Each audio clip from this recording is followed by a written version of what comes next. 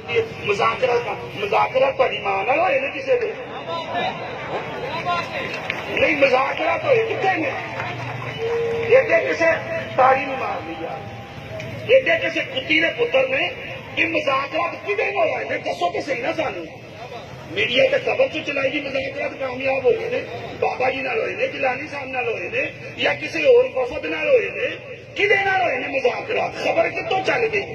सिर्फ साडे अंदर इंतशार पैदा करने वास्ते।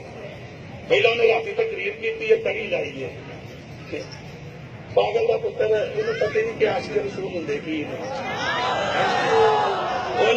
वो पागल जिवें सलमान तसीर नूं नहीं सी ना पता लगा कि गाजी मुमताज की है, इवें इहनूं भी नहीं पता लगा भावें इहदे घरों पीर नहीं जिन्होंने लगा छड़ियागा। ये भी हो सकता है भाजी, कोई कहने वाली गल तो नहीं ना।